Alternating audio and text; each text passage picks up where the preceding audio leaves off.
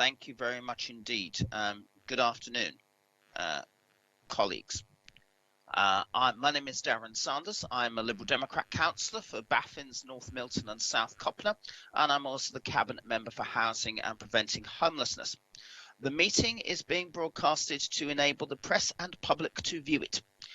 We are meeting virtually in response to the limitations placed on governance by the COVID-19 pandemic. For the purposes of this meeting, the City Solicitor has advised that pursuant to Section 78 of the Coronavirus Act 2020, this meeting will be run by reference to the model standing orders as set out in the local authorities open brackets coronavirus close brackets open brackets flexibility of local authority meetings close brackets regulations 2020 number 392, otherwise known as the regulations. Please can members and officers turn their microphones off when not speaking. That also includes me.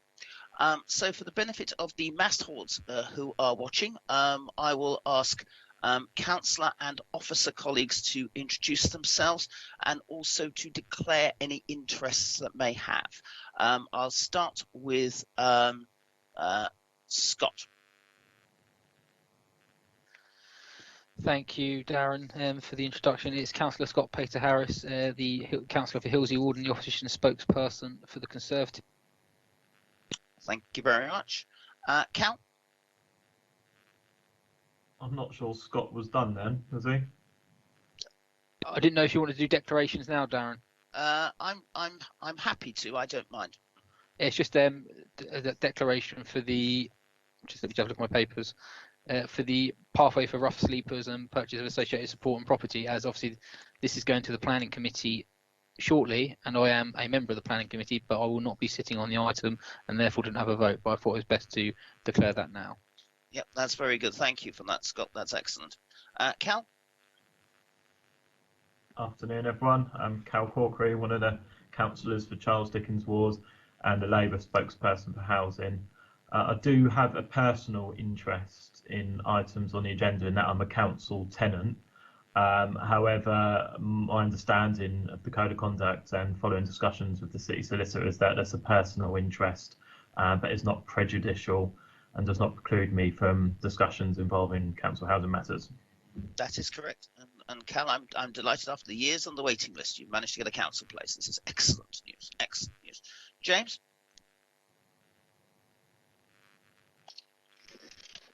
Good afternoon, James Hill, Director of Housing, Neighbourhood and Building Services. Thank you very much. Paul? Good afternoon, Paul Fielding, Assistant Director for Housing. Meredith? Good afternoon, Meredith Hughes, Assistant Director, Buildings, Housing, Neighbourhood and Buildings.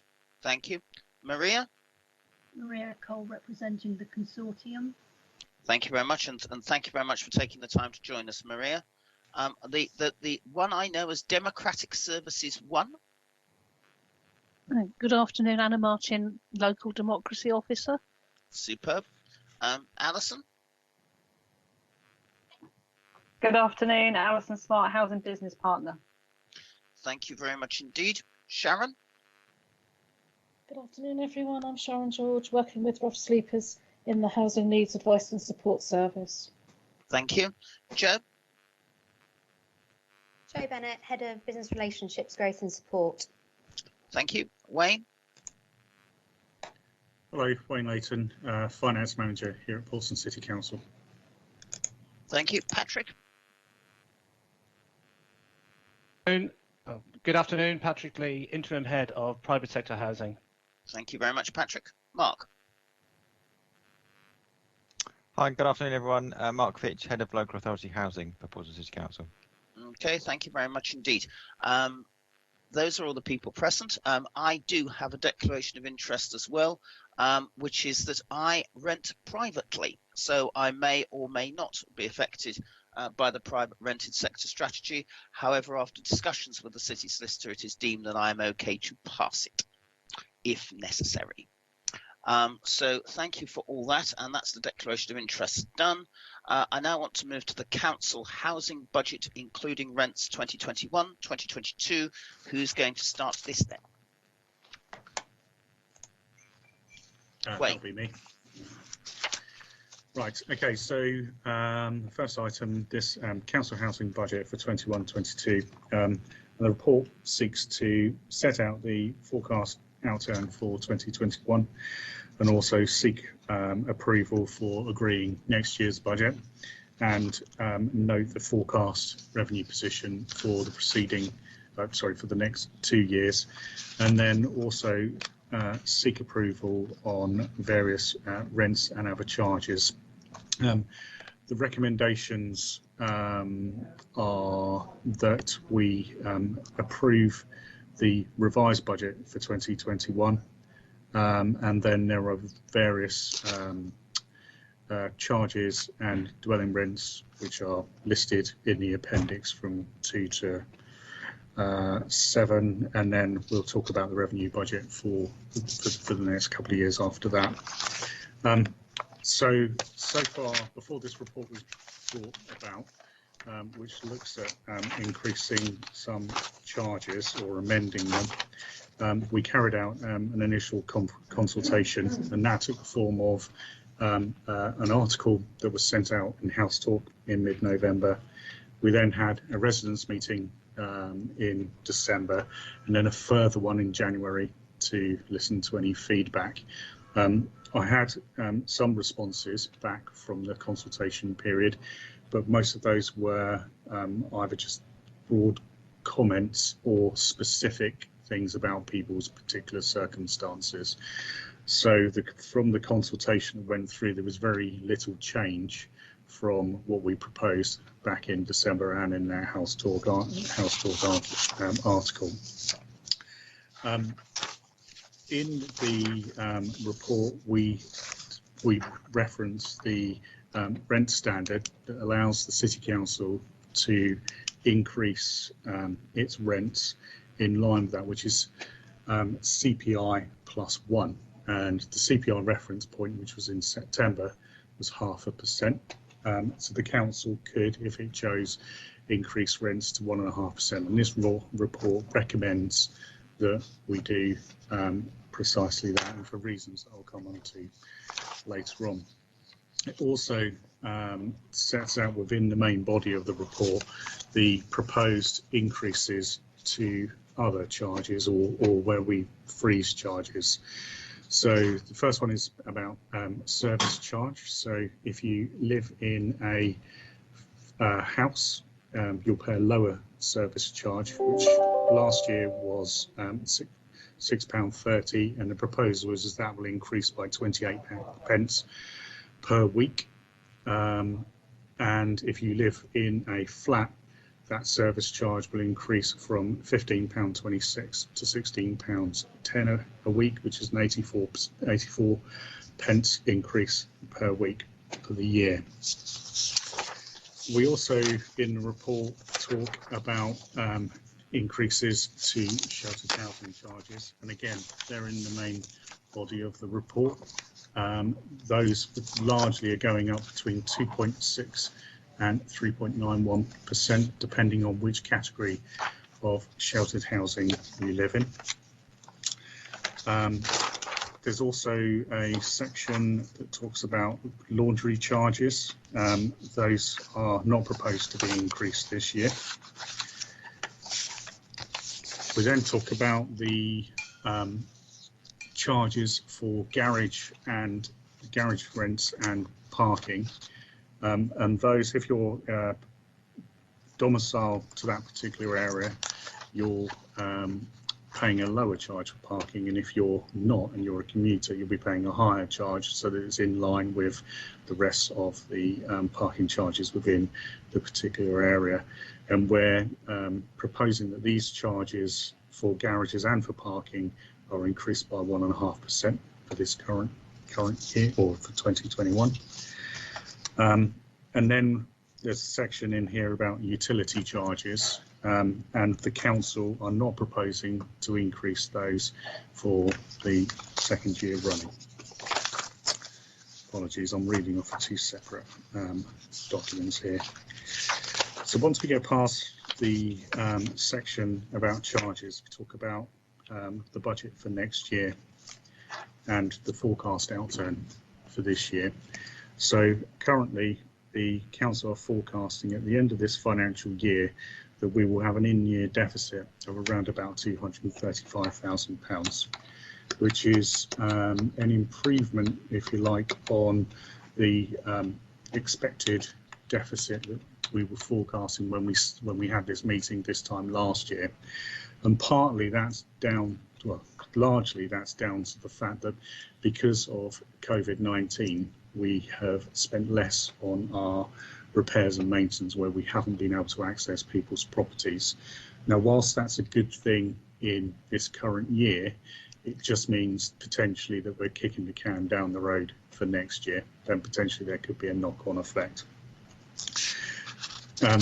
As far as next year is concerned, we are predicting that we will have an in-year deficit of 1.2 million. And that deficit will be met from the HRA ring fence reserve.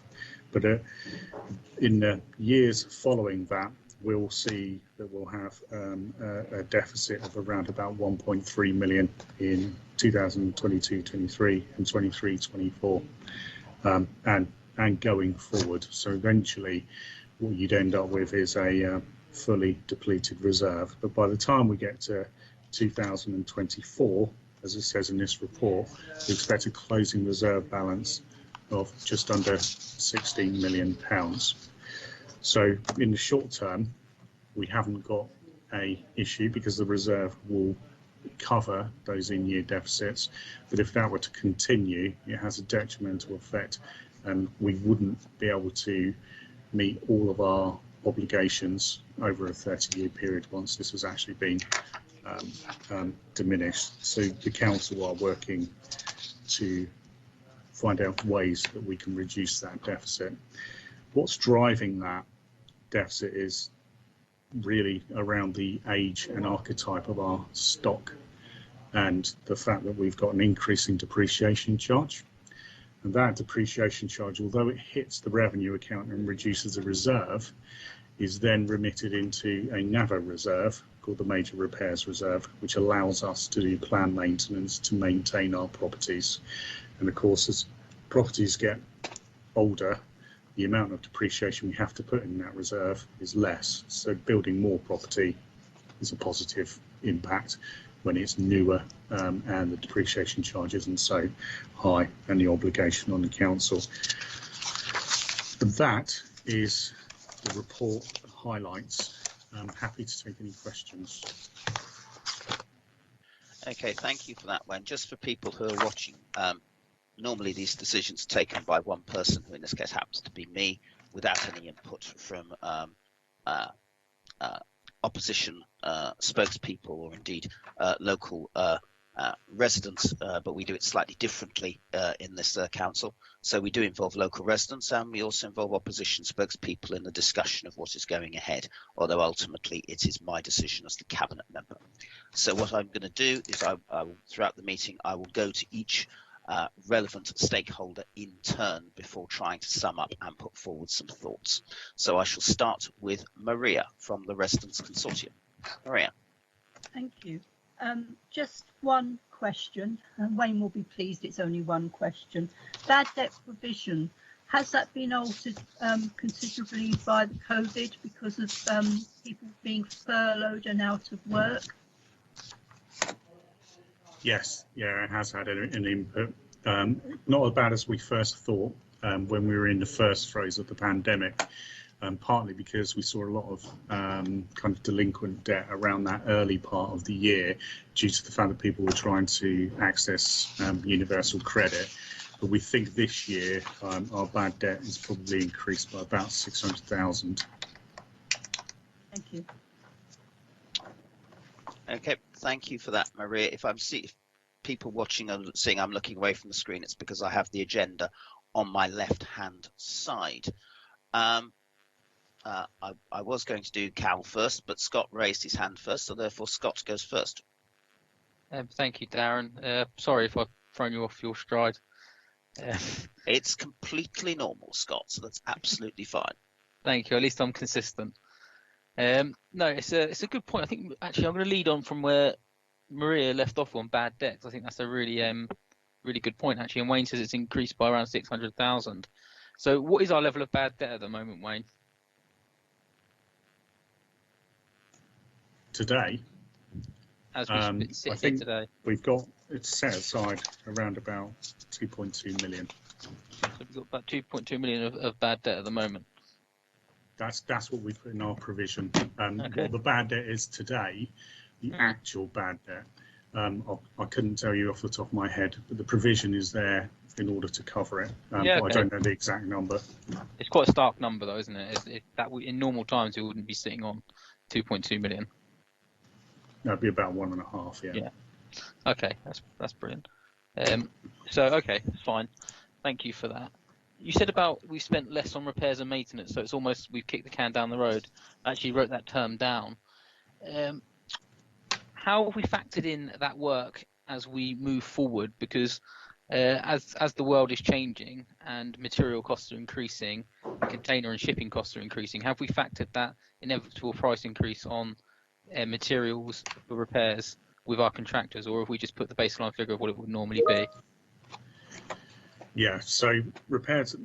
There's two major lines within the HRA account. One is repairs and maintenance, which is those reactive ones, which is the figure that's around about 24.5 million each year, and then the other figure is the depreciation charge. Now that depreciation charge is what we can do on planned maintenance, so big capital works. So when I say we've kicked the can down the road, we have traditionally underspent against the 24.5 million because we're effectively dealing with what's coming through the door. But we provide for about £1,700 a year per property, and that's where the £24 million comes from. But some of that charge is also met from our depreciation, our planned maintenance. So we would expect to meet some of those costs from there. So we're confident that 24.5 million is enough to meet our pressures going forward, but it could be plus or minus that figure depending on what is presented to us. But history tells us it's about that figure. Okay. Anything else will be met from that depreciation, that MRA charge. So you're not concerned about rising price increases in the market and availability. So obviously there'll be certain of our residents that will need repairs done where they can't actually physically get the product for a certain amount of time, and when they have got it, it's gone up 10%. Have we factored that sort of have we factored any of that into our costing process? We do consider it, but we haven't. It's not reflected in a repairs and maintenance budget. Okay. I think with the way the world is and with the way that things are going, I think it probably should be for future reference, especially with the fluctuation in the marketplace at the moment. I think we would be fools not to do that. I'm just going to go on to the deficit that we have in the HRA, which is considerable and ongoing. And I know that we're really talking about rent setting here, but it is the most probably, I think if we look at 6.1 of the report, it's probably the most stark thing in there at the moment. And the rent setting is important, but obviously this is equally as important because if we carry on this trajectory, the reserves are going to get pillaged within a good 5 to 6 year period, and we're going to be into some serious issues. So I'd just be keen to know that what sort of work is being done to deal with that deficit at the moment. I think, James, are you going to field that question? Yeah, I'm happy to. So I think this year we've seen a significant impact on the plans we had, particularly around our efficiency programme. But I would position that those are delayed, not, and we've still got a desire to run the efficiency programme. Hopefully, if we come through COVID in this year. So just to put that in practical terms, we did a lot of work with Mountjoy pre-COVID. Unfortunately, the implementation of some of the changes has been impacted by COVID. We've got some efficiency work that ComServe, Liberty and other contractors wish to go for. And when I say efficiency, it's part of the drive to reduce costs, but it doesn't impact on service delivery. I think the other thing we've seen this year is that there is going to be a gain in terms of the overall number of units coming to the HRA. So members on this call will know that we've been very active in buying properties into the HRA, and we're anticipating at the end of the year that we will have purchased more than we've actually sold, which has a positive benefit on the rental income line. So it's not a fully formed plan at this stage. I think what the report is doing is giving you a clear signal that we need to address that deficit. And hopefully, as we pull clear of the pandemic, we'll have the capacity to do so and form the plan early part of this year, and then present that to the administration towards the end of this financial year. So just on that point, Jen, I think it's a really good point. With the fact that we haven't done as much planned maintenance and planned repair work, and the deficit is where it is now, where would it be if we'd have done all that work?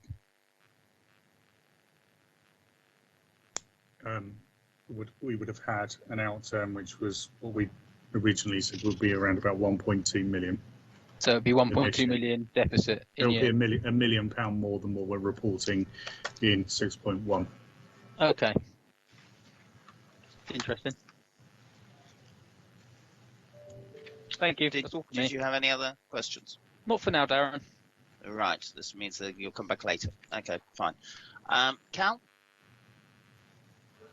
Thank you, Darren. I don't have any outstanding questions that haven't already been answered in lead up to this meeting. I do have a few comments up to you about whether you want me to chip them in now or later. I'm more than happy to. I mean, if Scott is asking the questions, you're doing the comments, that's fine. Okay. So in terms of the overall budget, I think it's just worth kind of reflecting on what this is going to mean to kind of tenants at the front line in our communities. The impression that I've picked up kind of during my time on the council, and of course including as a tenant as well, is that housing services are generally well run by kind of dedicated officers and operatives that are really deeply rooted in their communities. Of course, it helps having the local housing officers. That means people are kind of physically in those communities, working right next to often people that they're having to help out with their housing issues.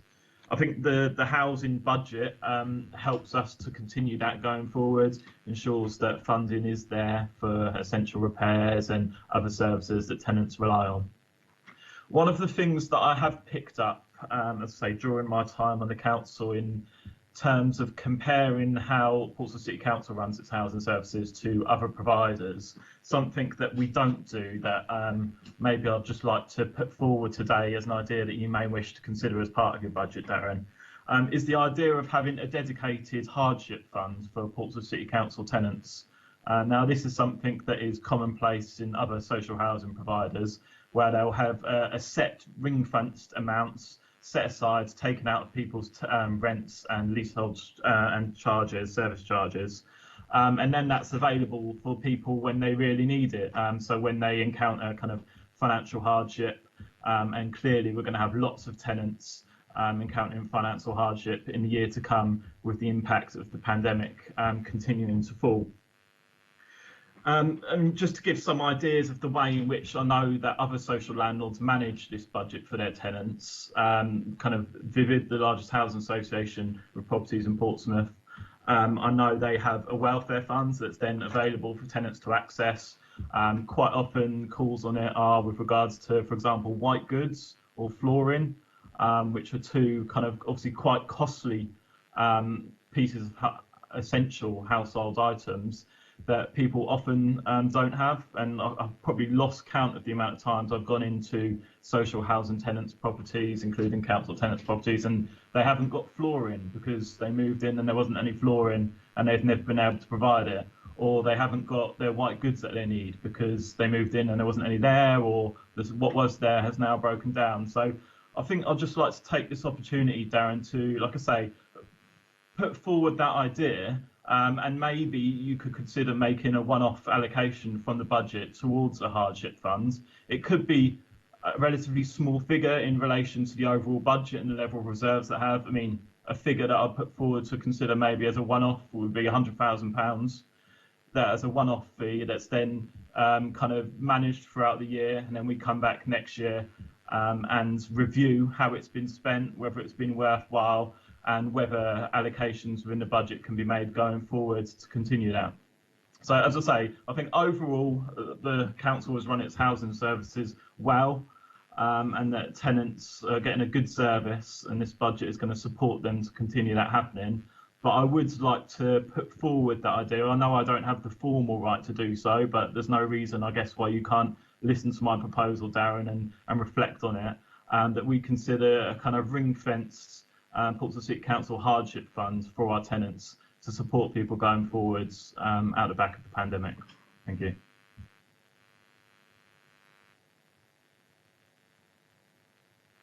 You're on mute, Councillor Sanders. Thank you for that. Before I come back on that, James, did you have anything that you wanted to add on that at all?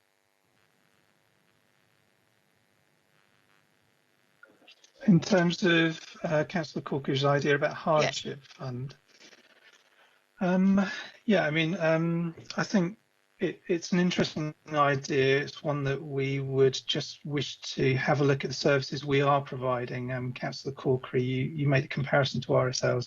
As you know, we fund through the HRA money advisors. We've got the Tackling Poverty Coordinator post, all of which are designed to support residents in financial with financial problems, money management, and so on. And we've got funding in place through Space for the Moving On project, which provides support for people moving into property. So I just wonder if actually we're doing it in different ways rather than having a dedicated fund. But I mean, Darren, it's whether we explore it, it's obviously for you to consider, but we are certainly supporting tenants with those sorts of issues through those means.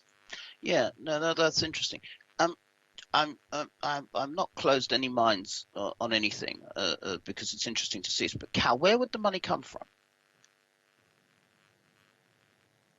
Well, I'm not as cited of the detail as you, Dan, but I mean, if we were to look at a one-off allocation today of the kind of figure I suggested, or kind of maybe a bit more or less, I don't know, that's not going to have a massive impact on the reserves of £19.9 million.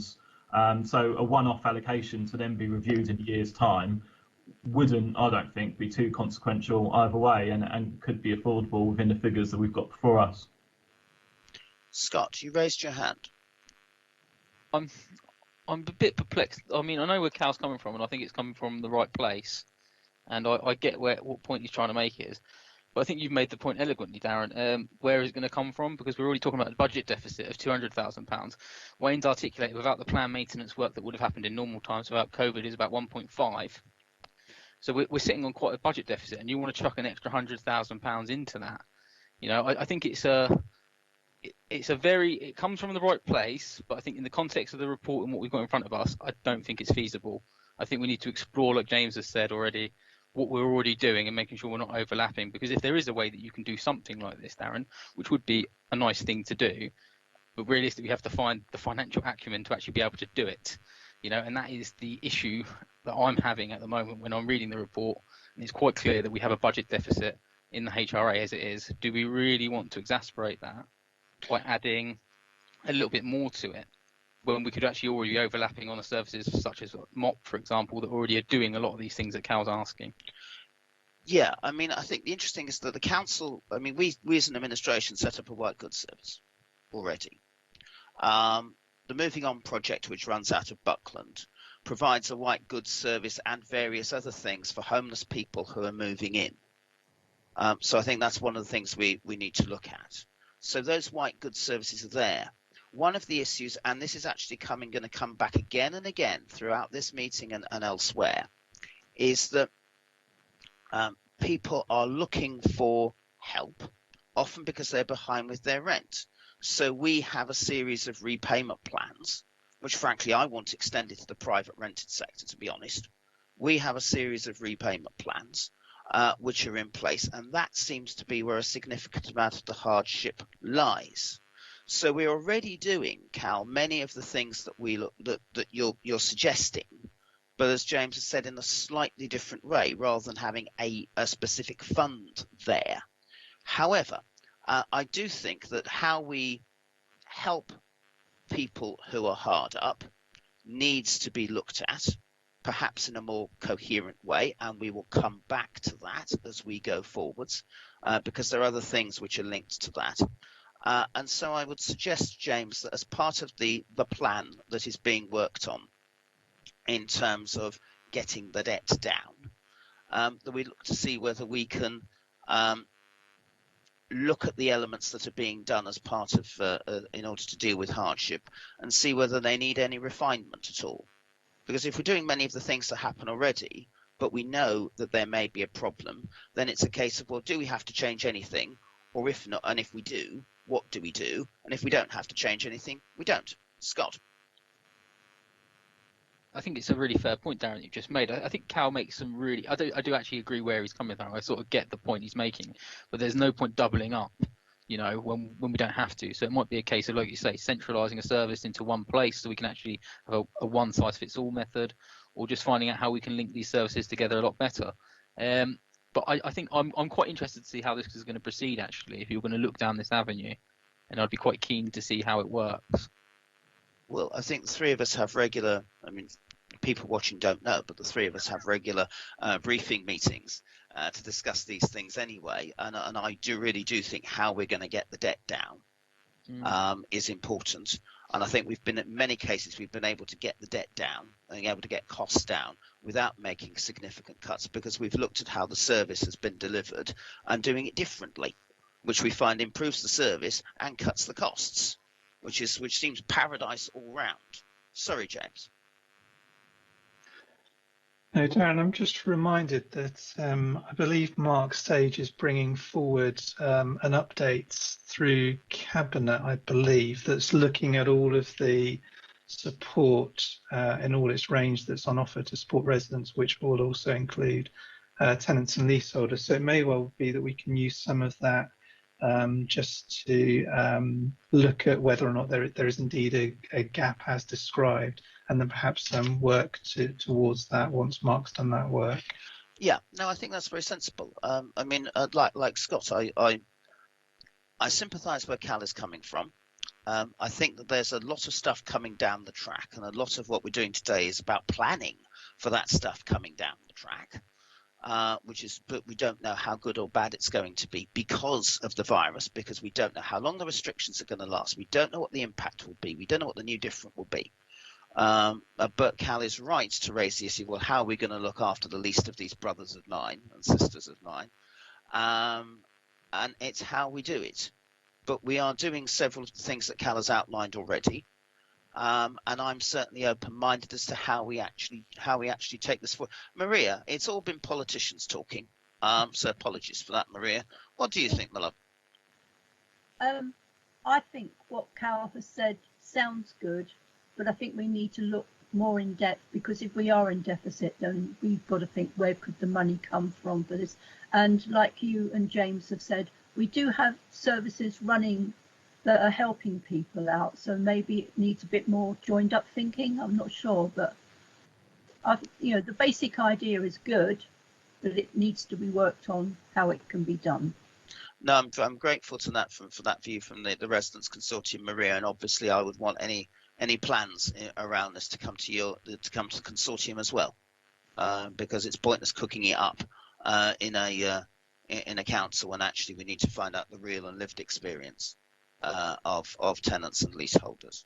So Anna, I don't think that's an extra point to be added, but I think that this discussion should be noted in the minutes, that we will pursue how to help social housing tenants who will be whose positions may get worse as a result of the pandemic over the coming months, and bring proposals back to any appropriate forum, including the Residents Consortium. Is that reasonable democratic ease, Anna? Yes, but it's not an extra recommendation. No. It's just for the minutes. No. but no, I'm grateful to colleagues for their thoughts on this. Cal, was that it from you? Yes, thank you. No, that's all right. Thank you very much for that, Cal. That's very kind. Thank you, Scott, for your questions as well. So it's my turn, really, and I think we've just been touching on some of the issues, which is because since I agreed this budget last year, COVID has turned the world upside down, and it impacts what's before us today. Being told to stay in means less cash in the economy. It means rent arrears go up, increasing the budget gap we have to fill, as Mr. Layton has explained. It also means we cannot increase rents by what we expected, widening that gap further. Scott talked about deficits and budgets earlier on, and I have been clear for really over the past few months with the housing team that we must plan for the new different, and that means having a plan to get the debt down. I'm delighted that they are working on it, and I look forward to seeing more detail in the coming months. Yet, despite this bleak picture, this budget still manages to deliver on what matters to our city. My party believes this city should have more homes people can afford. As James and Wayne has outlined, the efforts to build and buy them mean we have the biggest programme of new council housing in a generation, which, as far as the budget is concerned, also helps bring down the gap. But we also recognise we don't own this planet. It's on loan to us from our children and their children, and that means we must do all we can to cut the harm done to it. And that's why in the budget line you're seeing we are not increasing heating charges, but we are making sure that we've changed the contract that heats many of our council flats so that they can have totally renewable electricity without increasing prices. It is also why I'm delighted to see a dedicated budget line for Lamport Community Garden, a facility closed during the pandemic, a facility that before then had an average of 9.5 visits a day. That's not good enough. And that is why, working with local people and the Charles Dickens ward councillors, I want it to be not just a place where people go to read books, but a base to encourage people across council tenants and leaseholders across our city to grow their own gardens. And the safety of our planet matters, and so too does the safety of our tenants. That's why I'm delighted that this administration has, for the first time, as far as I know, utilised the HRA budget to put more wardens on our estates and in our blocks, offering security to tenants and leaseholders. And because we know how much giving our young something to do helps them avoid a life of crime, I'm also delighted to see a 17% increase in funding for police services and a 14% increase in money for youth clubs in this budget.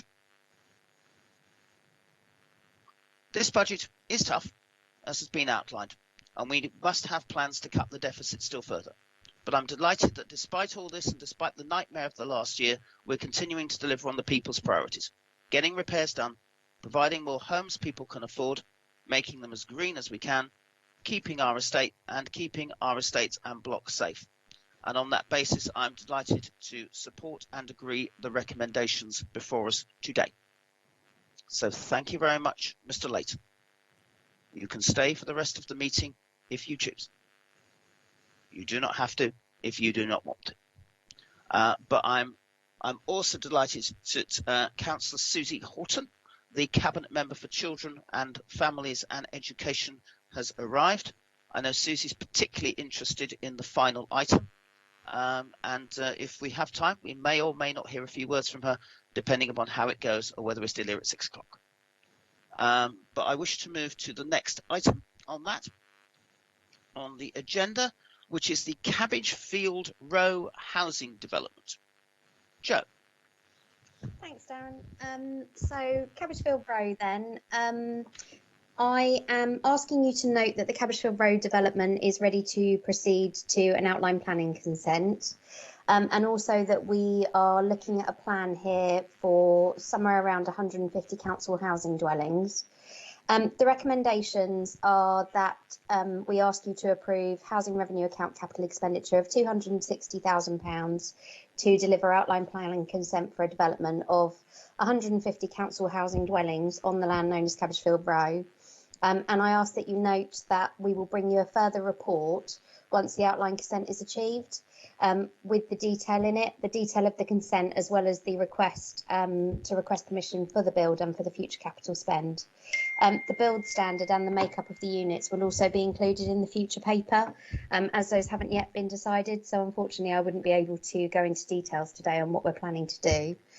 Cabbageville Row is a 7.4 hectare piece of land. It sits in the north of the Warren, an area in Havant Borough Council, adjacent to Strouden Court. Strouden Court is a large PCC housing area. The site also sits adjacent to the new Portsmouth Reservoir site that's proposed. The Havant Borough Council local plan allocates Cabbageville Row as a large residential development. The site is currently unmaintained and there's substantial work to do in order to bring the scheme forward, both so that it meets the Havant Borough Council local plan, but also due to the ecology of the site. There's a new scheme also proposed for the Strouden Court development, which we will be hoping to bring you later in the year. We've worked with our colleagues in Housing Needs Advice and Support, who obviously have a detailed understanding of the housing demand for the site, and the feasibility has been done in line with this. The delivery of the homes would need to meet not only those on the Portsmouth City Council, but also on the Havant Borough Council waiting list, and they would also be able to help as a development of this size by generating movement within the general needs housing stock. We've got a very strong working relationship with Havant Borough Council, and Alison, who's also on the line today, has been meeting with the Havant Borough Council Housing Manager for Development to look at how we can create housing solutions that benefit both Havant Borough Council and Portsmouth residents. We expect a condition of the Planning Permission to be that Havant Borough Council would receive 30% nomination rights for the development. We want to include in the outline planning application the nomination rights and the status of the dwellings as council homes, and it's important for us to get those things established early, and that's why we've taken the decision to come forward now with this decision. As I said previously, the dwelling mix, the rent levels, the build standards, they will all be brought to a future meeting once the design is completed, and we're not at a point in the design stage at the moment to bring that forward to you. I think that's about it. Wayne, did you want to talk about the finance comments?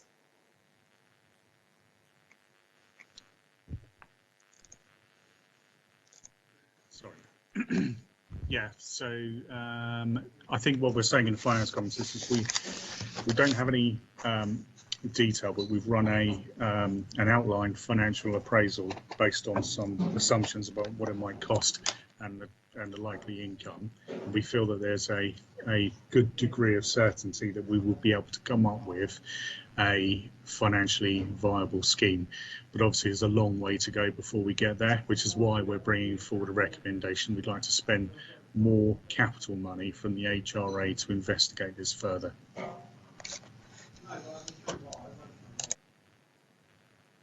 Okay, does that end the officer introduction? Yes, thank you, Darren. Okay, that's fine. So I'll stick to the plan which I had. Scott. Thank you, Darren. Let me just go through my notes on this one. Yeah, actually, I mean, I read this report, and usually these reports are quite self-explanatory, but I find this one deliberately vague, and I say that in a sense of, I don't say that of any malice either. I say that in a sense of what I'm reading, and I think Joe's articulated why, because we're not at a design stage yet, and we're going to spend £260,000, and usually we would have a much more complete picture than what we've got, and we don't have that here. So I almost get the feeling that this is being rushed, and I question potentially why that is being rushed. And it does concern me, because especially when we look at the financial aspects of the report, and I'm glad that Wayne has stayed, because he's always very helpful.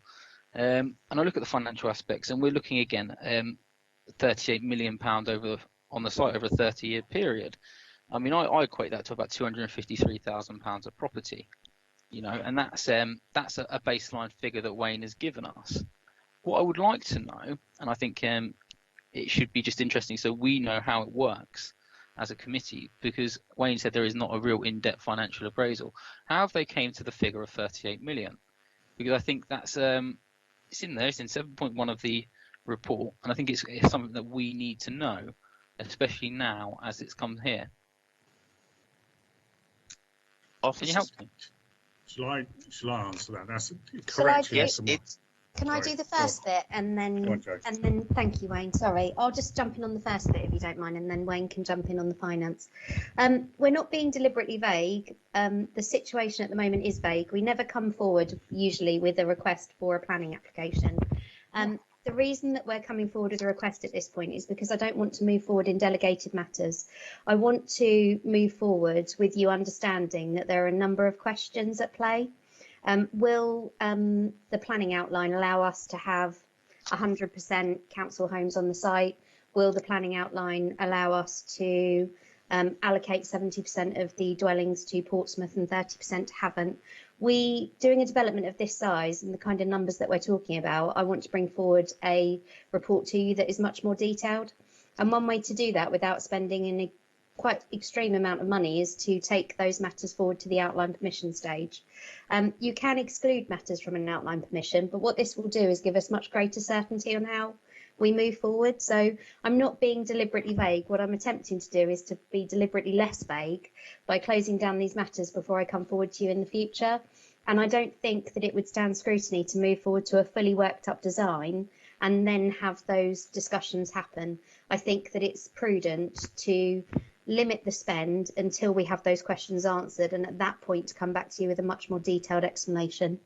And that will then allow you to complete the picture. And I wanted to be fully transparent about that and why I was doing it, which is why I've come forward with this report now. Wayne, over to you. Sorry about that. Sorry. I've dropped my papers, so all my notes I've made have gone, which is why I'm scrambling. Are you being deliberately vague, Wayne? Is that some sort of euphemism?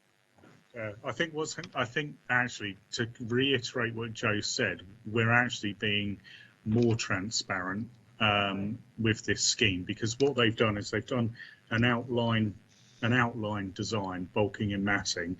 They've had a firm of quantity surveyors have actually looked over what the potential development would cost on the basis of what we know at the moment, but we need to spend more money in order to be able to work this design up, and because of the scale of it, we need, £260,000 to carry on with that work. And as Joe said, once we've done that piece of work, the more detailed piece of work, and we've got approval to do it, we'll bring another report back or say, this is what a potential development would look like. So apologies, I was being a bit vague, but there is more than just a wet finger in the air. Okay, don't worry, Wayne. The whole report's quite vague, to be fair. I don't think it's intentional, and I'm grateful that Joe has made a note that it's not intentional, but it is vague. I mean, it's not what we would normally do, which is why it's raised a red flag with myself. I mean, I see these reports quite often, and this is not normal to move it forward in this fashion. I think the officers accept that. We would not normally work in this manner, but you've outlined why you're doing it, so I accept that. But that's really all I got, and I'd be just interested to see the financial aspect behind it, Wayne, but I'm pretty sure you can tell me at a later date. Yeah, of course. Yeah, that's fine. Did you have any further questions, Scott? Not at the moment, Darren. Okay. Cal? Thank you. Yeah, I've got a couple of questions. Just firstly, to better understand what the decision is that's before us today, this £260,000, I mean, presumably that £260,000 isn't just to obtain outline planning permission, is it? It's also for the design works. Is that correct? Yeah. You've got on mute there. There's a lot of reports, surveys, design work, etc. required to get you to the point of having outline permission. So this will fund all of that. Okay. So I guess my interest really and my questions are going to be coming from the angle, what is the brief that is going to be given to the architects that are undertaking the design, who we're effectively commissioning today? And I'm particularly interested in relation to a few specific issues, which I appreciate you may have touched on briefly earlier in terms of saying we don't have that detail before us today. But what I would like to understand is what is the brief on these issues that we will be given to the designers for them then to come back to us with a proposal. And the obvious starting place, I think, in the current context is with regards to green and environmental standards. Now, I'm assuming there's already been some kind of assumptions made about this in order to produce a cost. So the estimated costs that we have in front of us, what green standards has that been based on? Is that just planning compliance, or is that going beyond planning compliancy? And also the kind of second part, which I'm also interested in, is in terms of provision of community facilities. obviously this report speaks to 150 new properties in an area where there are already a number of council properties and some community facilities. But I guess my question is, are we proposing potentially as part of this development to provide new community facilities?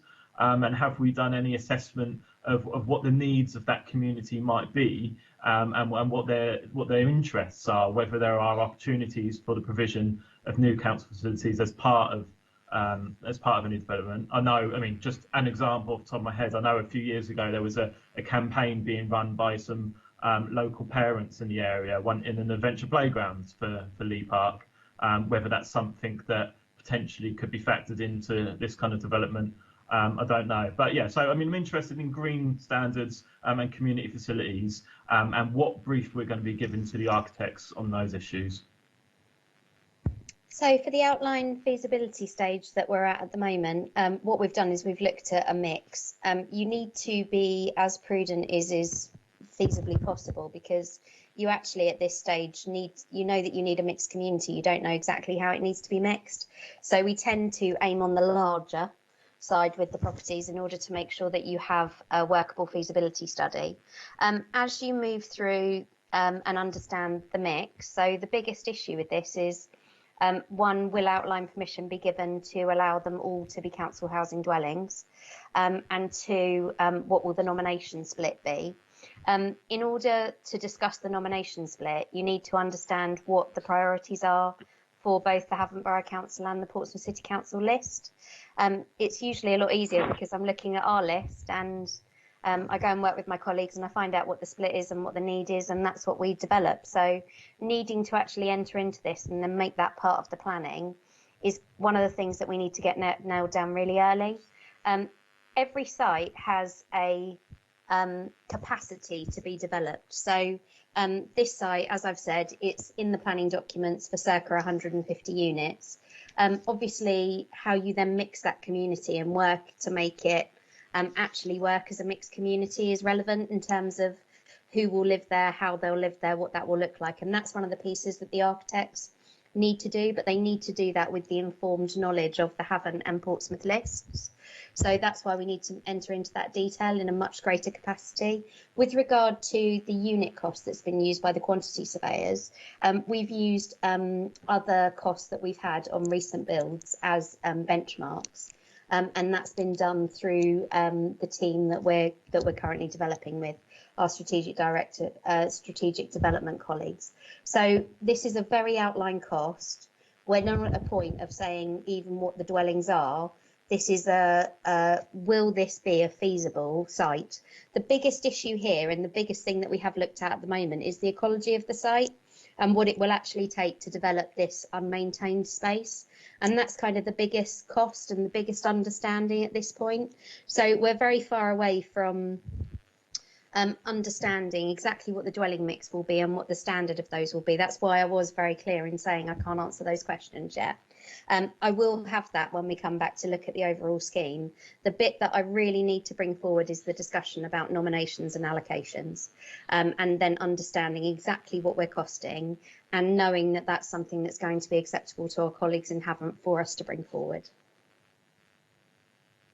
Okay. Does that answer your questions, Cal? Did you have any others?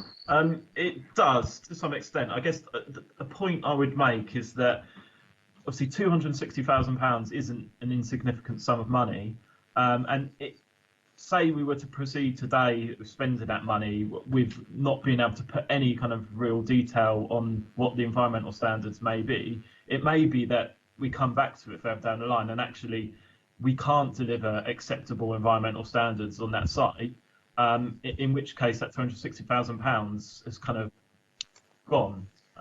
So I guess that's the point I make. I appreciate the responses have been given, but I think it's just important that we have some idea in our minds of what is potentially achievable and what is being worked towards in terms of environmental standards, but also in terms of the provision of community facilities and creating that kind of mixed and balanced community that people actually want to live in. Darren, would you mind if I just said something else? Yeah, you can say what you like. Thank you. No piece of land has been devalued by taking it through a planning process to understand what's capable of it. There are too many questions for me to bring forward a proposal to spend £38 million. I am actually safeguarding the asset by taking it through planning and understanding its capacity. So that's the purpose of this. It's to be very transparent. You're absolutely right. £260,000 is not an insignificant sum, and that's why I've bought the paper. But by spending £260,000, you increase the value of an asset by having done the work to find out what can be built on it. Should a response come back that, and I'm not suggesting that it will, but should a response come back saying it isn't suitable for 150 council dwellings, that would be a conversation that we should have here, explaining then the options that you have in front of you. So until I've done this piece of work, we can't have that conversation. But to be clear, I don't think that there is any risk in proposing that £260,000 is spent to bring forward a planning outline for this site, because what it will bring forward is an understanding of what Havant Borough Council consider to be the development envelope for the site and what type of dwellings they think would be suitable to be placed there. I have got an answer for you on community facilities as well, because I wrote it down and I didn't answer you earlier. The community facilities answer is that the local centre is in Stroudon Court, which is directly across the way. And one of the things that we have to bring into consideration is how that local centre is served and helped and supported if you're going to be adding to the size of the community. So that piece of work is currently in detailed design. And so what you will effectively get is the detailed design for the Stroudon Court piece coming through with the Stroudon Court design, and then a follow-up report on the Cabbagefield Row piece, which would see Cabbagefield Row detailed design coming through after it. So you will see a picture developing as I bring these reports before you subsequently. Anything else, Cal? No, I think that's covered my questions. Thank you. Okay, thank you very much. My turn. I have no questions, just a few comments, if I may. I think the first thing is that I don't believe there is a case of this site not happening, which is where I think the sense of, oh my God, we're spending £260,000 on this and we might not be doing anything. I think the question is what is happening, and it's a bit more complicated because it's Havant, which may have slightly different planning biases towards Portsmouth. It's much easier in Portsmouth, so I don't think it's a case of 260 grand chucked down the drain. I think Joe is right in that this is the sort of thing a developer would do normally just by going to a board of directors. The only difference is that they don't normally do it in public with people watching. And I think in this particular case, the transparency is right to try and do it because it shows that we're interested in this. So I hope that answers Scott's points, particularly with regards to the money side of it. With regards to Cal's points around greenery and community facilities, all I have said to officers about this is that the site should be as green as possible, and there should be some. To answer to Cal, there should be some community facilities in there. There are trade-offs to be had. I know that the Liberal Democrat Green Coalition in York, for instance, which is very, very keen on embarking, I think Britain's biggest passive house building programme, isn't able to do everything because it means that rent levels can't be as low as possible. So they're having to charge higher rents in order to deliver more passive housing. So those trade-offs are available, and those trade-offs may or may not be happening later. But I think the one thing that is happening is something on this site. So I don't think it's a case of £260,000 down the drain. I would suggest, though, Joe, that £260,000 is a ceiling because we have to try and make sure we get the bill down. And Anna, I would be happy to pass this with 2 words added, if this is okay, Yeah. Anna? Yeah. Which is in recommendation 3. It would be to seek approval of a capital spend of at most £260,000.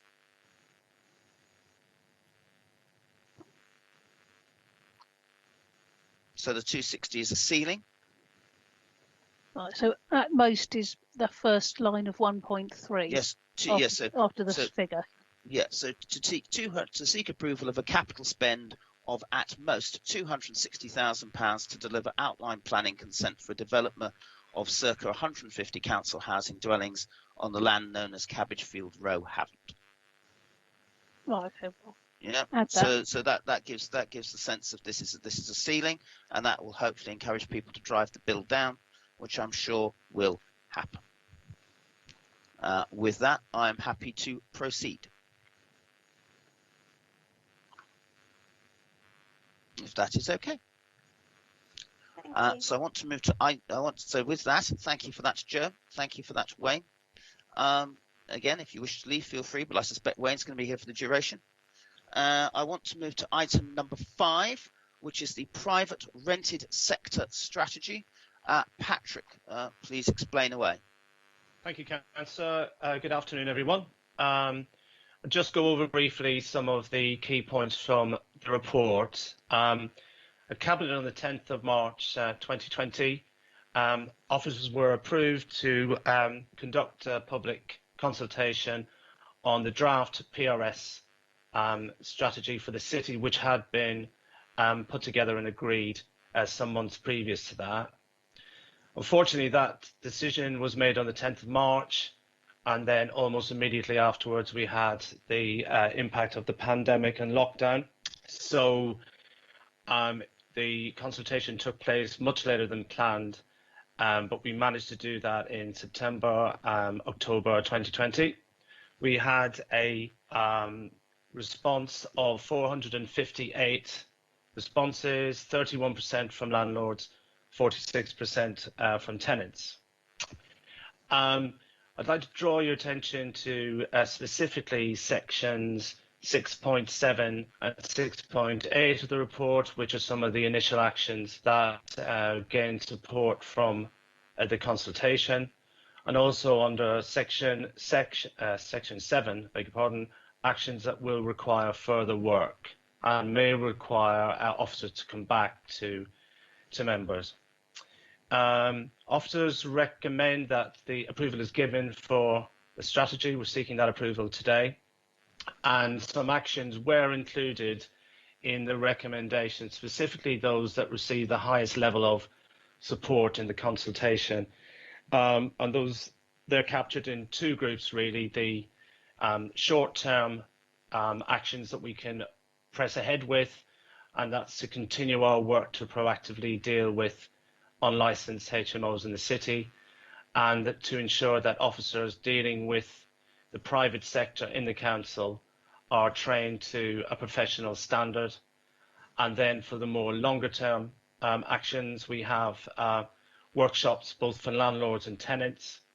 That received a great deal of support. 76% of respondents said a very high priority.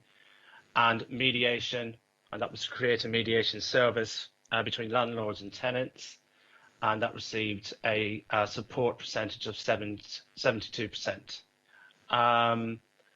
So I'd like to put that forward for approval, and I'm happy to take any questions. Thank you.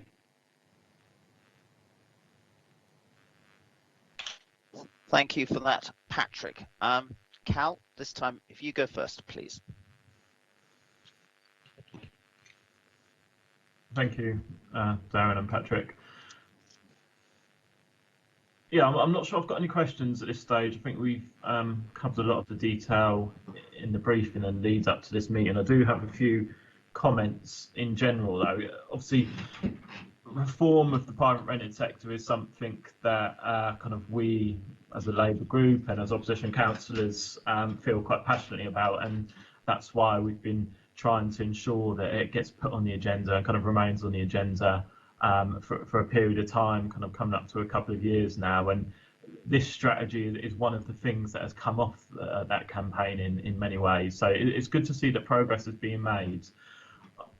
I have to say that in terms of the report that's before us and the proposed actions that are being taken, I'm just not convinced that they amount to the kind of meaningful actions necessary to really change things in the private rented sector. And I mean, let's just look at kind of 2.41, where it talks about the recommendations of the actions to be taken forward. So it's that we're going to continue to deal proactively when an unlicensed HMO is reported, and ensure that officers are responsible for regulating the private rented sector are trained to a professional standard. Now, I'd be quite concerned if that stuff wasn't already happening, to be honest. I'm not sure why it requires a strategy and a report in a public meeting to say that we're going to be doing what should be, I would have thought, the basics of the council has responsibility for in terms of regulating the private sector. I think that there are alternatives which would actually make much more of a difference that we have been put on the table before, but seem to have been kicked down the line, and that's landlord licensing. I think that's the single measure that's within the council's powers that's actually going to make the biggest difference, but that people seem very reluctant to pursue. And yeah, to be honest, I'm kind of not convinced by the actions that are being proposed as part of this. I think they're weak and they're stuff that we should already be doing to a large extent. And there are alternatives, significantly landlord licensing, that should be pursued as well as or in their place perhaps. Thank you for that, Cal. Patrick, in the consultation, how many people said they wanted selective licensing? So the part of the consultation connected with licensing was about additional licensing, Councillor Sanders, and not selective licensing. There was support for what people were asked to comment on or to provide support for was to look at a further consultation for the potential implementation of an additional licensing scheme for HMOs in the city, and we had a 62% rating of high or very high priority supporting the idea of that consultation. Okay. Right, thank you for that, Patrick. Scott. Thank you, Darren. No, I've read the report and the recommendations. It seems there's quite a lot of work has gone into this. So just say thank you to Patrick and his team for the effort they've gone to get this over the line. Because I know this has been going on. I'd probably want to say a good 18 months probably to get to this point. It's been a long period. Just a few bits in the report. I mean, 2.55. We're talking about the pilots to approach the MHCLG to obviously support some of the implementation of the strategy. I'd be interested to see where that goes. So if that could have a report back to councillors, and I think Darren would be interested, and I think Cal would be interested to see what they think about it and what we're doing. I think that's quite an important step. 2.56 talks about additional licensings for HMOs. I know Cal's already touched on it. It does say quite clearly there's a decision is going to be required on the appropriateness of consultation on reintroducing it. So that would be a decision that I suspect will be made by Darren and will probably come to this meeting to discuss that. He's put a window on it to be summer or early autumn, and it's down to you, Councillor Sanders, when you want that to be, but I'm pretty sure that it'll be as soon as you can possibly do so. I'm going to move on to another part of the report. I mean, 6.3 in the report, it says the role of the city councils help deliver those things is varied but not without limits. So I think it's very good that we recognise that we do have areas where we are limited in what we can do. And you spoke about mediation there earlier, Patrick, and I appreciate that. I think we had a fair number of consultees, but at the same time, we can't make a landlord go to mediation. We can't make the tenant go to mediation. We are a facilitator in this strategy of anything. So I think we have to be quite realistic about what we can and cannot do. So I think, and the report does make quite reference to that, and I think that's quite a sensible way. This seems like it's something that we can move forward with. I mean, there are elements of it that I personally wouldn't do, but that's my my personal and my political persuasion, and I think Councillor Sanders appreciates that. But I think there are elements that he has listened to, myself and Councillor Corkery, and put them in the report as well. So I appreciate the work that's gone into it. So thank you. Okay. Not at all. Thank you very much for that, Scott. I just wanted to respond to the points raised before going on to my own thoughts about this. I don't think it's just the Labour group that's recognised the system needs change. I think that's common to all groups. In fact, I think we all actually agree on the diagnosis, which is that there are too many people on our waiting list who are worried about moving into the private rented sector because they're worried it's not secure enough. They're worried that landlords won't fix the boilers. They're worried that they're going to go behind with their rent and they're going to be booted out at a moment's notice. The lack of security is a real issue. And given the complaints that we all get about Portsmouth is full and we shouldn't be building any more homes at all, the private rented sector has to form an important part of the housing mix in the city. We have discussed selective licensing for several hours over the last few years, and it's not because it's not a bad idea. It's not a bad idea. It just doesn't seem to achieve what its proponents want it to achieve. So, for instance, on the license itself does not include improving property conditions. Even when you have reports that back it, it says, well, you've got to change that. And the fact it doesn't give me any confidence that it is a solution to a problem. I understand and respect the Labour Party's approach to all this. I'm delighted to see any other ideas that they've got on the private rented sector. But it is a question that it doesn't deliver what it says it should do, and also isn't backed up by the evidence. So again, for the public's views, Scott, Cal and I see figures around HMOs, and we see figures of where the complaints are.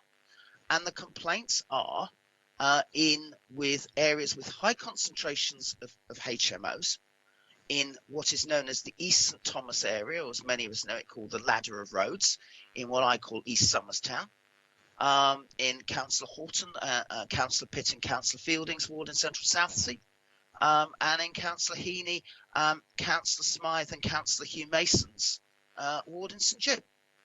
And that's why I think it's important that we at least look at, and ideally bring back, if the evidence is there, additional licensing so that we can deal with those smaller HMOs. I thought it was a shame I didn't inherit the evidence in 2018 to keep it going, frankly, but it wasn't there. So that's why I think it's important that we do that, because that's where the evidence is lying, and it's absolutely important that we're driven by the evidence. So with those caveats and discussions, I'm delighted to approve this strategy. I think the most interesting thing in it is how little has changed between the first and the second consultation. The first was done before the pandemic, the second during the pandemic. The main issues: tenants who feel trapped and worried, landlords who too often fall into the sector, and frankly, both groups needing support and help are the same despite the pandemic. And indeed, doing it this way, holistically and based on evidence, not dogma, seems to be borne out by the very pandemic that we're talking about. And the approach in this report, delivering quick wins and offering realistic timeframes, is sensible given how much we do not know. I said a long while ago that approach would have carrots and sticks, and the evidence bears that out. It is clear that landlords and tenants want the council to do what it does now more and better. And I understand Cal's point around, well, we should be doing this already. But there are many councils in the country who are in the same boat.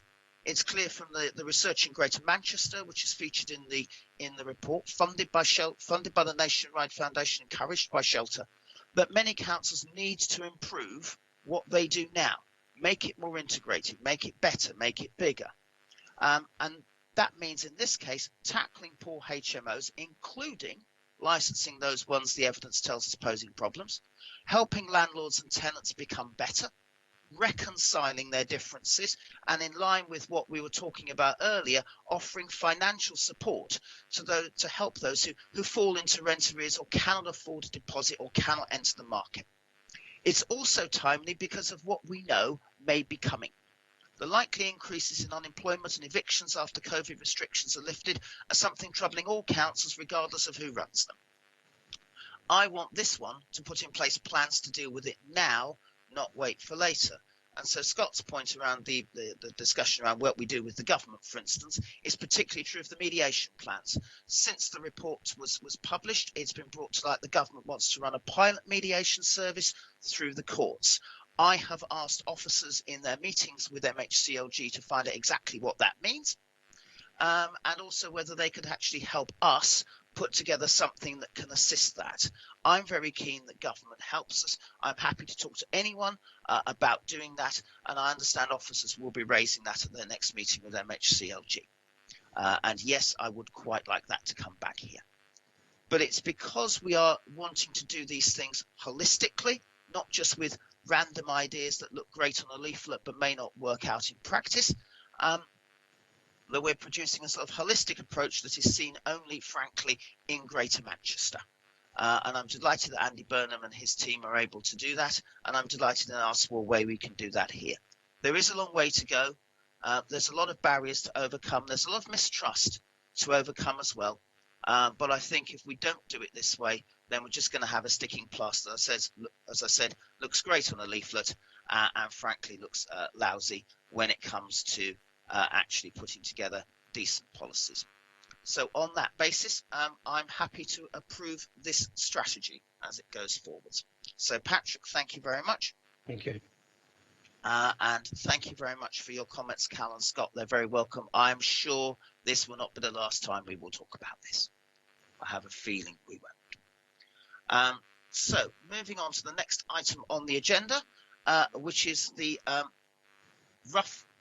next phase of the approach to improving the lives of rough sleepers, which is the pathway for rough sleepers and purchase of associated properties. I don't know who's doing this. So offers, please. Mr. Fielding. Yeah, thank you, Chair. I'll introduce the report, but we've got Sharon George, who's been overseeing our rough sleeping work, and Joe Bennett, who has been involved in looking at the obtaining of properties. But I'll start with the introduction. And the purpose of the report is we want to bring you the pathway model as outlined, seek approval on how we want to spend the government grants which have been obtained, and seek approval particularly with regarding the acquisition of portfolio of accommodation. As is outlined in section 3 of the report, in recent years under various administrations, the council have looked for innovative ways of helping those who are street homeless or sleeping rough. And the history of that was brought back to Cabinet back in July of last year. And the decisions from the report taken to Cabinet were wide and far-reaching, and instructed officers to develop interim and long-term pathway model and to talk to our colleagues at the Ministry of Housing, Communities and Local Government to find suitable funding. And we did that work through autumn of last year, submitting bids, and we had that information come back to us, and the in-principle outcome of that was presented in a report to Cabinet back in December. The funding obtained for the long-term pathway, as outlined in 3.6 of the report, is we've got an indicative £2.1 million of capital funding and revenue funding to support that capital for 3 years from 2021 to 2024 of 2.4 million. And the report outlines how we intend to use that funding. Section 4 of the report outlines the pathway for rough sleepers, and it focuses on the continuation of the Council's accommodation first, not accommodation only model, which is the foundation of both our homelessness and our rough sleeping strategies. And the plan is to offer all rough sleepers the opportunity to engage with housing needs advice and support, make a homeless application, and then go on to have a personalised housing plan which will encompass the needs of the individual. And following that assessment, the most appropriate accommodation and support would be used to support that individual through. 4.8 of the report goes into the detail of to operate that pathway effectively, we will need support services to work in our properties, as well as being outreach, and it is proposed that the funding that we receive from the Next Steps accommodation programme is used to procure that support services, and we're proposing that procurement will take place over the next 6 to 9 months with a plan of having new contracts in place from 2021 to run through to the end of the funding period in March 2024. And as outlined in 4.8 of the report, the important role for the Portsmouth City Rough Sleeping Partnership Group, who will support in identifying those services and how they can be funded beyond that point, but also be involved in the overseeing that we get the right services in place. And we want the procurement of those services to be as flexible as possible, and funding to be used in its most effective way. In addition, and it touches on the previous report, there are lots of other things that we're doing, and just to touch on one of them in 4.12 of the report, it talks about the work that we're doing with landlords in the private rented sector to help move people through the pathway and help rough sleepers find somewhere that they can stay within the private rented sector. Section 5 of the report goes into our property acquisition, and as part of the interim plan, as you'll know, we have obtained properties which we are currently using on Elm Grove and St Michael's Road, and as part of the lease discussions with those owners, confidential discussions we've had about potential to purchase those properties, as well as a third property on Elm Grove. And we were in a non-disclosure agreement with them until November, but we can now outline that where those 3 properties are. And the rest of section 5 of the report outlines how we plan to acquire those properties subject to planning permission being obtained, and planning applications have been submitted for the permanent change, and we hope that they go to planning committee in late February or early March of this year. So that is the overview of the reports. The recommendations, as stated, are that we'd like you to approve the model, to approve how we can use the funding to procure the support services, as well as the capital. And section 2.4 asks for delegation authority for Director of Housing, Neighbourhood and Building Services in consultation with 151 officer to negotiate acquisition of the portfolio of accommodation, and that we would use this for rough sleepers. Thank you. Happy to take questions. Thank you for that, Paul. Cal. Thank you, Darren. Yeah, thanks for the report, Paul and Sharon and everyone else who's been involved in putting it forwards. I think it's clearly a very welcome addition to the array of temporary accommodation that's available in Portsmouth. It represents a kind of significant increase in the availability of that type of accommodation for rough sleepers, and that's clearly a very welcome and positive thing. So I'm kind of fully in support of the work that's gone in to make that happen, and the report before us today. I'm proud to have one of those sites actually in Charles Dickens Ward, and I kind of welcome everyone that'll be staying there to the ward, and I won't be taking the lead of the Tories up in Drayton and Farlington who kind of stirred up in the local community and then opposed the planning application for temporary accommodation up there, but maybe we'll leave that one there. I think in general, moving forward in terms of the council's homelessness strategy, clearly this plays a very important role in offering rough sleepers a way in off the street. But and I know people are kind of well aware of this, and it's surely at the top of everyone's minds, but I think it's worth saying is that this type of accommodation doesn't meet everybody's needs, and in fact it's often the people with the highest needs, the most complex needs, that won't feel able, for various reasons, often very valid and good, won't feel able to go into this type of accommodation. So I think it's just important that we kind of bear that in mind going forward. And although significant progress has been made, and this is clearly a very positive development and report that's before us, there's always, well, hopefully not always, but for the foreseeable future, there's going to be more work to be done until we've got a range of services and accommodation that meets everybody's needs and allows everybody to get in off the street. Thank you.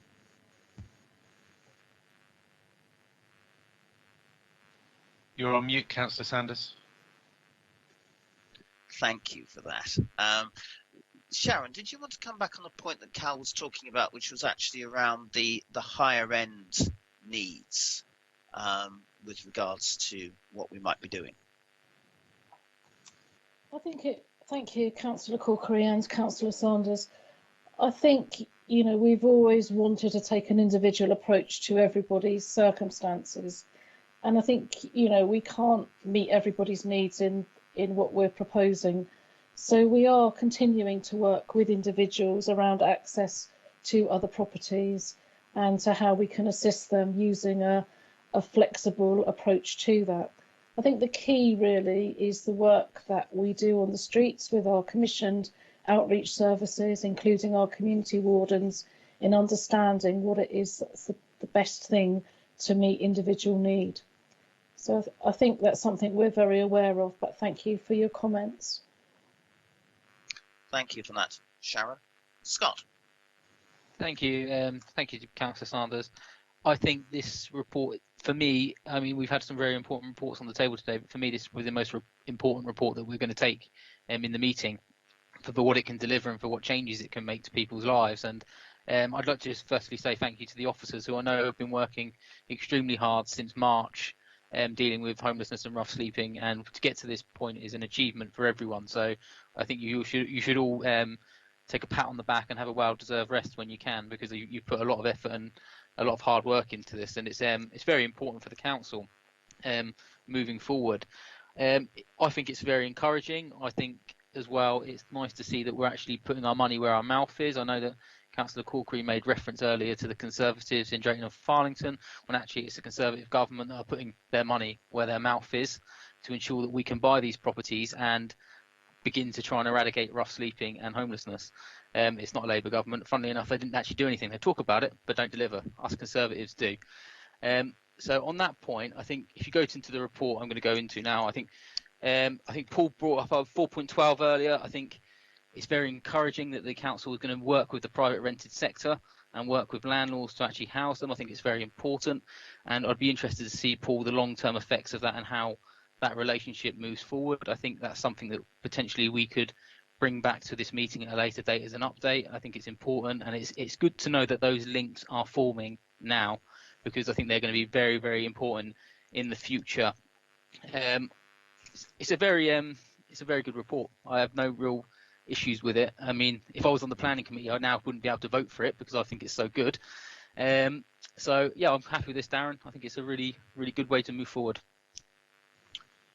Scott, thank you very much for that, and thank you again for the kind comments that have been put forward. I would say I'm delighted that the government has invested a considerable amount of money, a disproportionate amount of money, into the plan that has been overseen by the Liberal Democrat administration, implemented by the officers and supported broadly by all political parties. We've had our arguments along the way. We will have our disagreements along the way.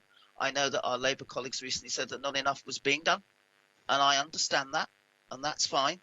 But I'm delighted to see that when it was explained to everybody in the homeless working group that in fact the work that was being done, some Labour councillors whose judgments I respect started clapping, which was a huge bonus, because we have been working together, and I want to put on record my thanks to both Scott and Cal for their broad support in what we're trying to achieve, because this is frankly the next step on delivering a simple promise to those sleeping rough in our city, which is that there is hope, not just of a place to stay, but of a life to lead. And the work this city has done on that simple goal is, I'm very grateful to the political support, because it's right. Giving people the chance for a better life should not be a political issue. And I know that what unites us is greater than what divides us on all this. But a hallmark of the plan that we're driving is that we're not just planning for what's in front of us. If we've learned anything from this pandemic, it means we must think ahead, or else we fall behind. And that's why it's important that there is a third building in this package, that we're buying a third building, because it means we can help those likely to suffer as the country gets back to normal. We're all scared that the increase in unemployment and the increase in evictions will mean more people on the streets. And if we don't plan for that now, we will fail those people later. And that will go against everything we're trying to do. I've said before, and I'll say again, This pandemic has given us a once-in-a-lifetime chance to tackle rough sleeping, and the work this council has done, supported by all political groups, has changed lives already. And this viable, deliverable plan will allow us to carry on taking that chance and change many, many more lives. I hope now that we can get the permissions that we need from the Planning Committee between now and the 31st of March to make sure that happens. But in the meantime, I'm delighted to approve this approach. Sharon, Paul, thank you very much. For that, you can stay if you wish, or you can make your tea, as it's now 7 minutes past 5. And so we move to the final item on the agenda, which is something I've asked for, which is around full fibre to home and city fibre. But I haven't actually asked for it because it came as a result of a conversation or some comments which I picked up from Councillor Horton, who is still here, around the digital divide in the city, which I don't think enough people know about. Susie, do you have a few comments at all? Thank you, Councillor Sanders, for letting me just come along to this. I haven't got a lot to say really, but when I heard about the report being written, I just wanted to pop along and just say that I welcome it completely. On the one level, I probably have more casework from people complaining about City Fibre, and I've got a better relationship with City Fibre now, I think, on a PR level. But actually, that's not the bit that I want to talk about. I want to talk about the significance of it at the moment. And I think it was 2019, I think, I sat in a room with, forgive me, Scott, I can't remember, it was some Tory MP called Matt somebody from the Digital Culture, Media and Sport, and we came to kind of do the deal on the contract that we had in Portsmouth and welcome all this investment through City Fibre into the city. And I think at the time, which was just over a year ago, I said something along the lines of it will be really good for Portsmouth schools, because at that time we were having some, let's say, erratic kind of confidence in some of the internet provision within schools, and we were looking towards increasing a more digital kind of engagement when it came to learning.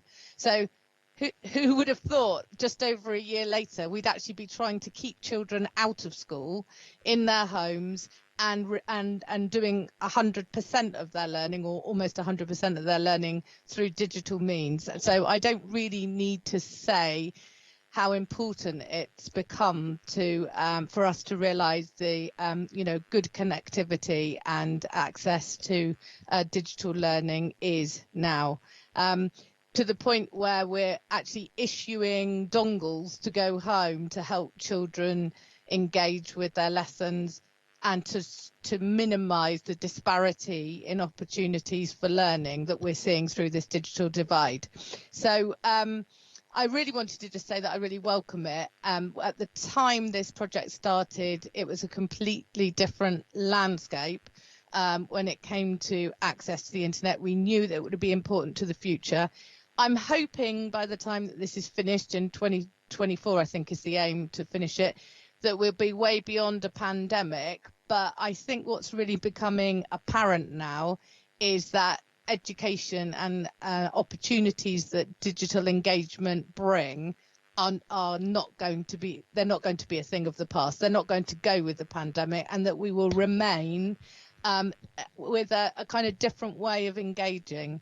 And actually the inequalities of the pandemic are very well versed, but on a digital level it is profoundly important that we make sure that we use digital engagement and all this progress to minimize that divide for the most vulnerable families in our city.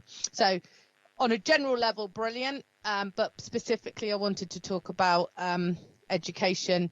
And with regard to this particular cabinet meeting, I don't need to tell you guys where the benefits will be for the HRA housing and the access for those families in there. So thank you very much, Councillor Sanders, for allowing me to come in and say those few words. Not at all, Susie. Thank you very much. That cuts 5 minutes of what I was going to say at the end, which is, I'm sure, a pleasure for everyone. Maria, I'm huge. Oh, sorry, officer presentation. I apologise. I was far too keen to hear from Maria. So who from the officers wishes to talk about this? It's me, Darren. Thank you. Maria, thank you very much. It's not often that I have an item introduced by another councillor. So thank you, Councillor Horton. Thank you for that. You can do it again if you want. Don't worry. Yeah. So Councillor Sanders, this is a information only report, and its purpose is to update you good self in terms of the background to the citywide fibre installation, outline the benefits of which Councillor Horton's already done for me in terms of full fibre to the HRA properties, and then also outline the next steps.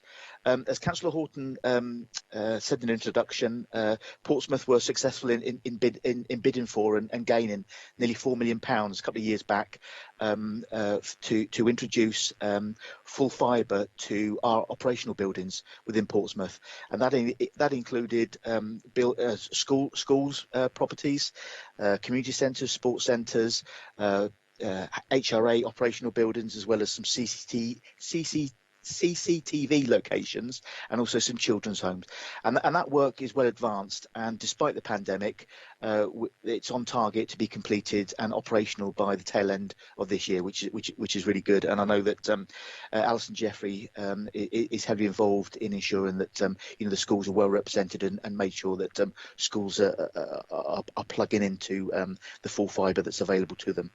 As part of the works within Portsmouth, City Fibre have decided to invest £32 million of their own money in improving the fibre infrastructure for the general populace of Portsmouth, as well as those operational buildings. So they've got a scheme which started on site about the week before the pandemic started in March, and that was to roll out full fibre to the 90,000 dwellings across Portsea Island and within the Portsmouth City Council boundary.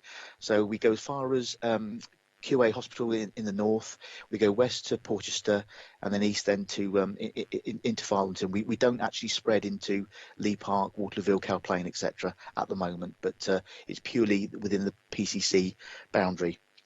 The decision was made and started last year. City Fibre presented to councillors last summer in terms of the benefits for residents, how the work would be incorporated, and also information around communication, media updates, but also in terms of perhaps how any queries about the work could be fed back then into City Fibre, because obviously if they're digging up roadways and pathways and connected into ductways, there will be upheaval for residents and users of the roads and pavements within Portsmouth. And I think it'd be safe to say that there were a number of teething problems with the project in the early days, but I think that's been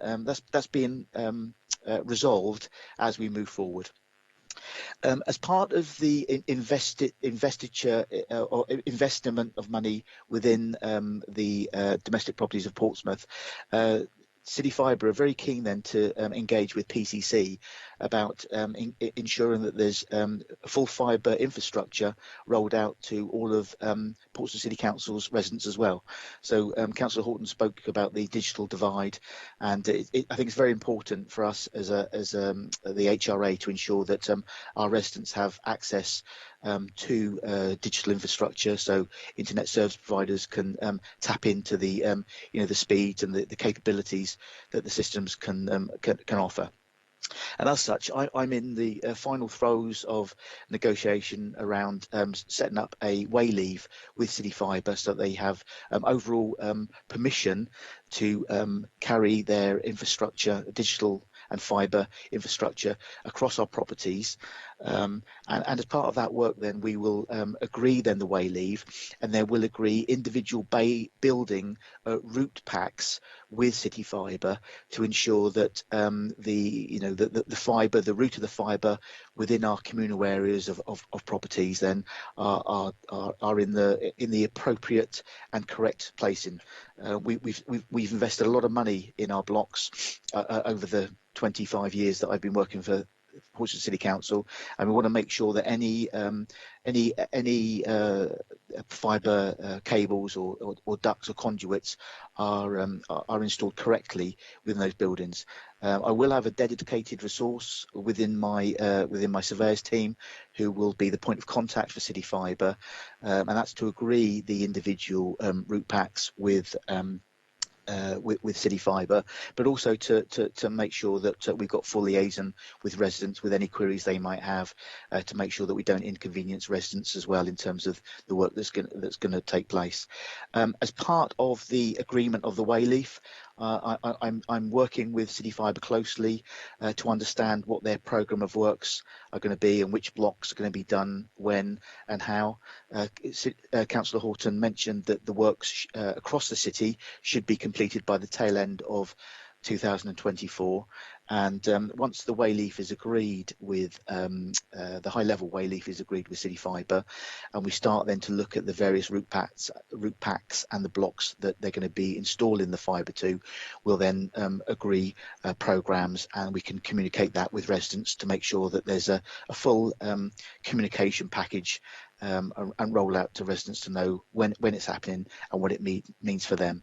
I don't think I need to go into the advantages of what City Fibre can mean.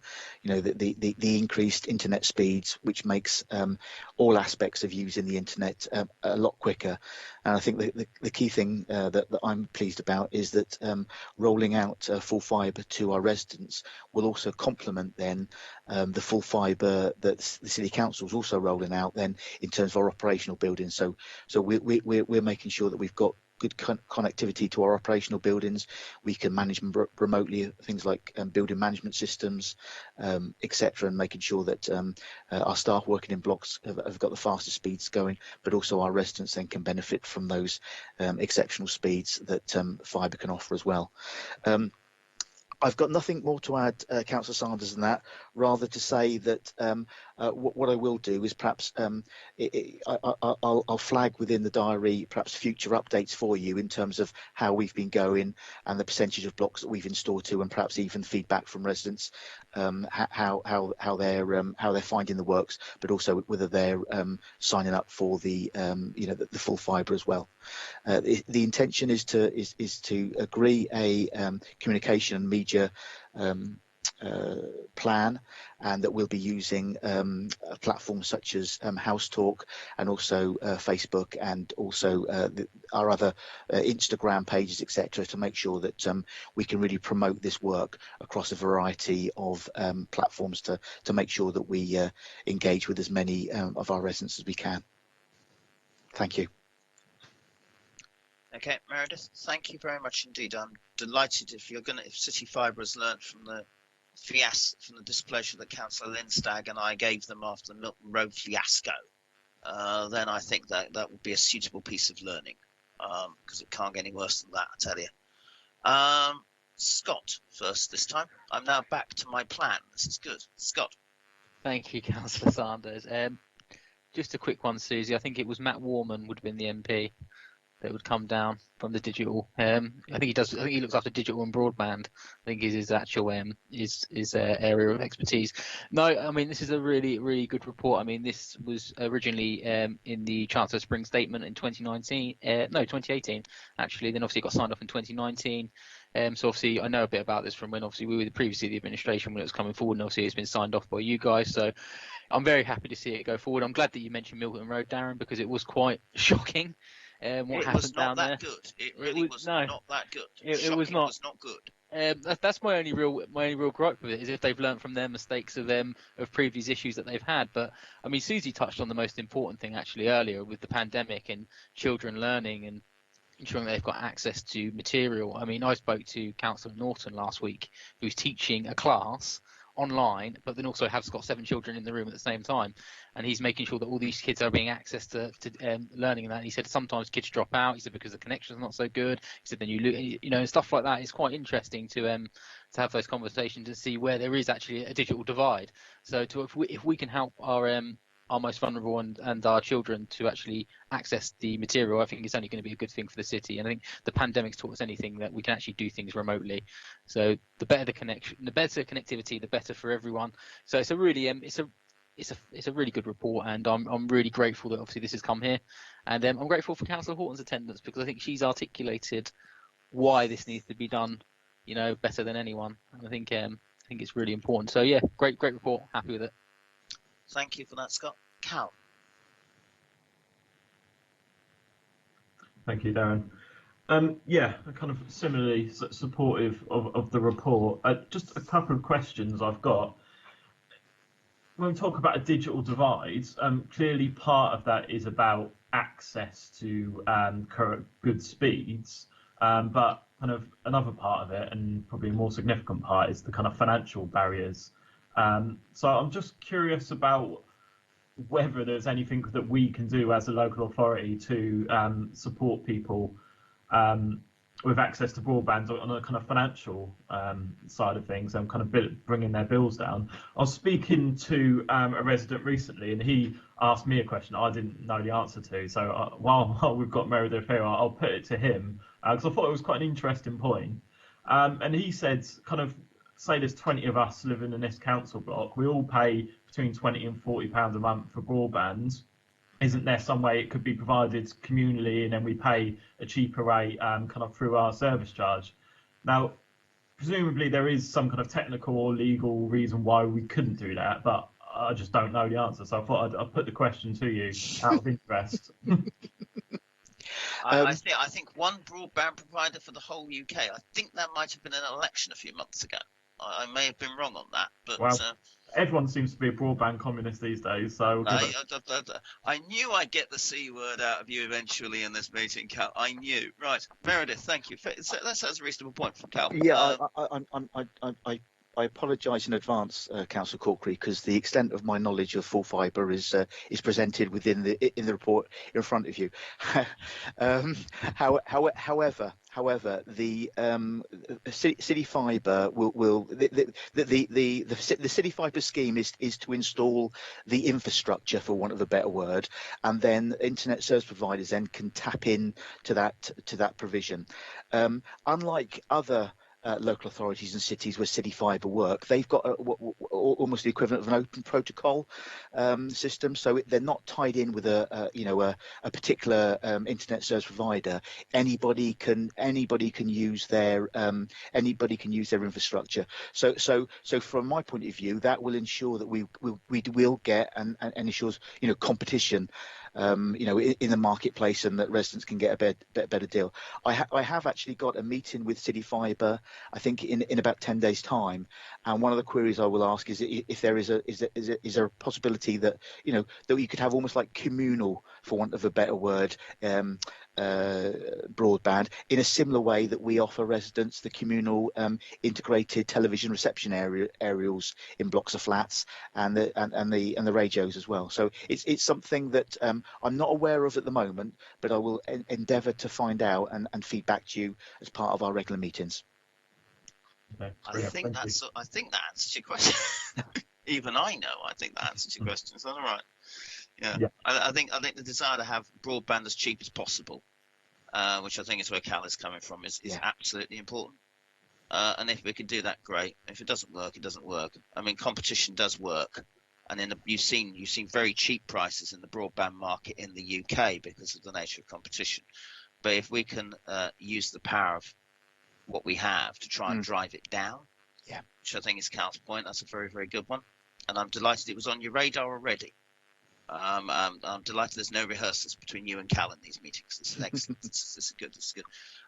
So I suppose it's my turn. And Susie has articulated this a bit better than I can, which, as I said, means you've got 5 minutes less of me, which is probably a good thing. I think. Thank you, Susie, for that. That's excellent. Thank you. And the digital divide is surreal. And in this city, it's not purely between poor and rich. I mean, half of South has been on dial-up for years, which is shocking, frankly. But particularly now, particularly homeschooling, particular figures that Susie gave to me with regards to the gap and the numbers of poor kids who are in poor homes, particularly in our council homes, who are not getting full fibre broadband. is shocking. And that's why I think we do need to accelerate that. And that's why I wanted this report here, to give an idea of we actually are endeavouring to do something about it. Because it does matter, and it is as important now as heating, particularly now we're all working, or most of us are working remotely, and it's trying to give particularly kids the best chance in life. I think Meredith's point about feedback is absolutely essential, and I hope Cal and Scott, please pass back to your party colleagues if you get any feedback, and then feed it into the team, please, and also pass that on to Claire as well, please, Cal. A lot of it's going to be in your ward, frankly, so therefore it will be useful to get some positive and negative feedback about what goes on. But we've got to do this, because if we don't, then the one part of the gap between rich and poor will continue, and that's not something I think any of us want in this city. So Meredith, thank you very much indeed for all that. On that basis, I'm happy to agree I'm happy to note what is in the report and take that forwards. And so, Anna, that means we've come to the end of our meeting. Right. And that means, sorry? Shall I turn the live stream off? You can, after I say that I formally close the meeting at 28 minutes past 5. Right, I'll go and do it now. It'll take a couple of, you'll still be audible for a couple of minutes. That should not be a problem for a bunch of politicians.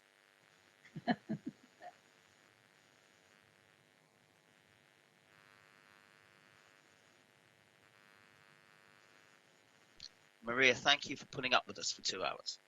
That's all right.